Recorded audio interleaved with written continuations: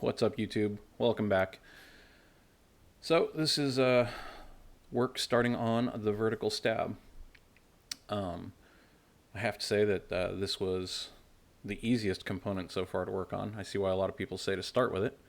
So right there I've got the doubler, and this thing comes with a significant bend in it, as other people have stated, so I was just trying to take some of that bend out as best I could. It's not perfect, but it's good enough to get it clecoed in place so I can start drilling.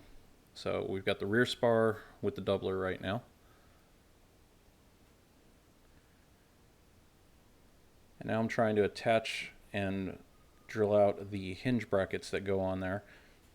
And they come powder coated, so they seem like they're a number 40 size for the silver Clecos, but they're actually a little too big for that because they're supposed to be 30. But the powder and the powder coating filled the hole so much that neither one really fits, so it's a weird in between. I actually had a couple of the silver Clecos just spring and pop out on me until I finally got it final drilled. So now I'm taking all the ribs that go in the vertical stab, and I am using the hand seamer and the fluting pliers, and I am making the flanges straight, and I'm making the ribs flat. That straight edge I have there is kind of like an I-beam, so it's got a straight edge on the top that I can lay these ribs on and verify that, yeah, they're straight. I got a little overzealous with the fluting pliers a couple of times and put a bend in the rib the other way, but I figured out that if I take the hand seamer and kind of flatten out some of the flutes, it'll bend it back the other way. So it's pretty forgiving. So just straightening them all. I'm using a little machinist square there to verify that I've got the flanges square to the webbing.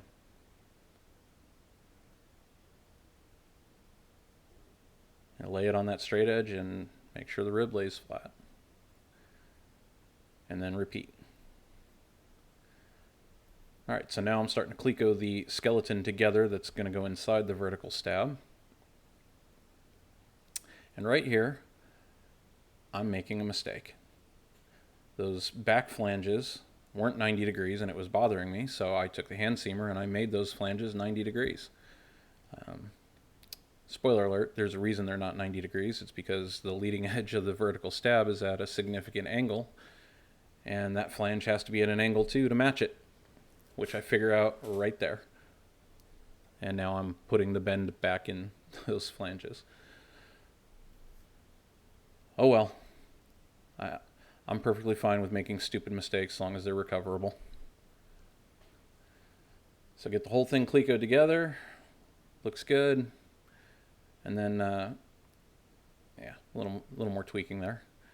And then it's time to get out the number 30 bit and final size drill all of those holes.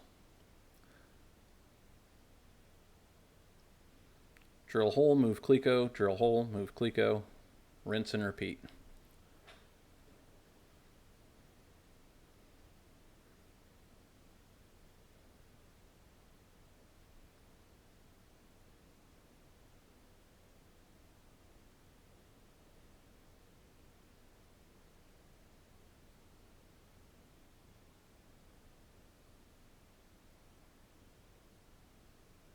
This part's not so bad. I'd rather do all the match drilling than the hole deburring any day. That's where it gets tiresome. And now peeling the blue vinyl off of the skin. I figure I might as well just get it out of the way. I thought about doing the strips like some people do with a soldering iron just around the rivet holes, but the skin's going to get scratched up. This thing's going to sit on various shelves or hanging on walls for a year or two before it ever gets mated up to anything. It's going to get scratched, but that's what filler, primer, and paint is for. It'll be alright. So now I'm reusing those stands I made for the horizontal stab, and they worked out just fine for this. Get the skeleton in there, get it lined up with the holes, and then start clecoing this thing down. This went in and together a whole lot easier than the horizontal stab did. Those nose ribs didn't dig in or need to be coerced near as much.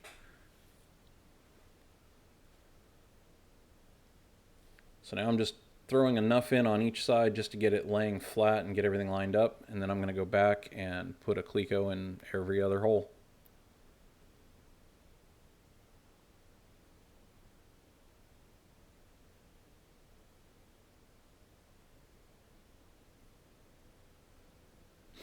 skipping ahead so you don't have to watch me put a cleco in every single one of those.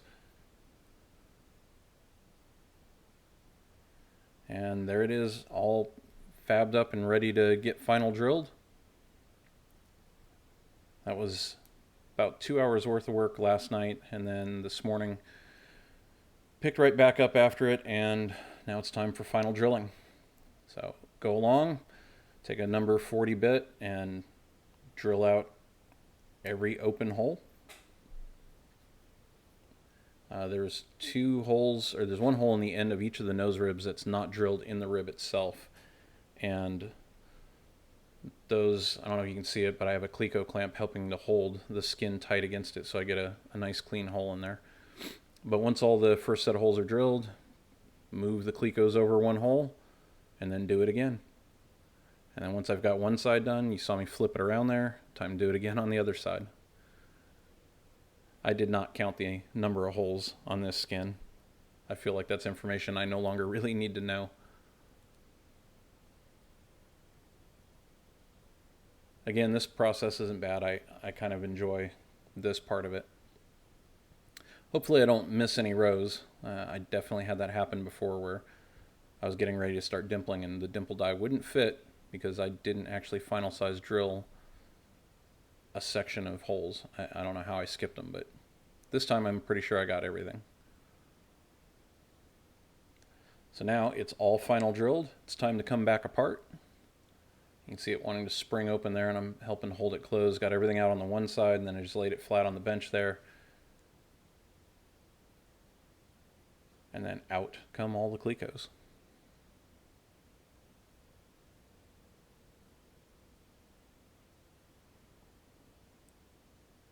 Take a picture for the gram.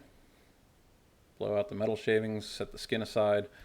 I'll deal with the skin later. I got to go on a work trip tonight, but I'll be back tomorrow night, so hopefully day after I'll be able to do some more work on this. So now I got a piece of plexi, just scrap plexi laying around, and I'm using that to try and set the microstop countersink cage for these -4 countersinks that need to be done in this doubler here. I got it pretty close, and then I felt comfortable with going to the metal and got it dialed in. And I can't remember how many holes it is. I think it's like 20 some odd holes that I had to countersink. So this is the first real process of countersinking I've run into so far. I think I've only done a couple other holes, but there's the final product. They seem to come out all right. I tested it with a rivet. It fits down in there just a little flush because that's actually going to have a dimple sitting in it from the spar on the other side. And you'll see that later on. So now it's just clean the parts, edge prep, deburr holes, scuff it all up, and then clean it off so that I can prime them. Now that I got it clean and scuffed, I'm checking it one last time with the rivet to make sure I'm happy with how it came out.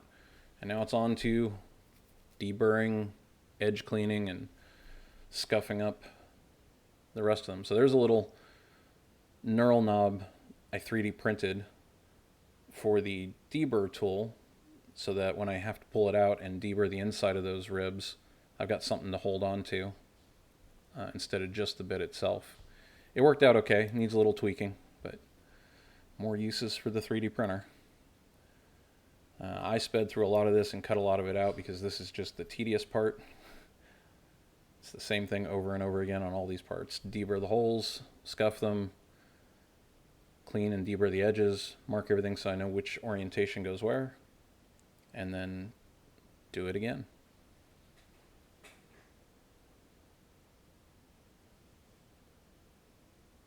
So now I'm making a mistake. I don't realize it yet. I'll realize it here in just a little bit, but I took those parts out there to prime. You can see them hanging in the background. Those ribs have now been primed. There's the -4 dimples I made for the that are going to match up with the countersunk holes that I made in the doubler.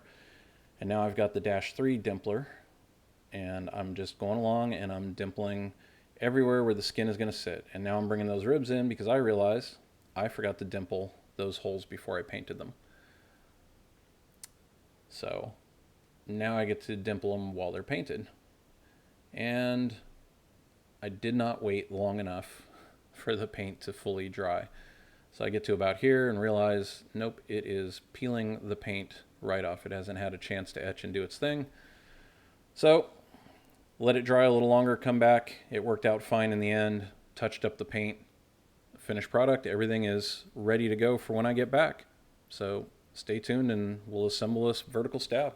See you on the next one.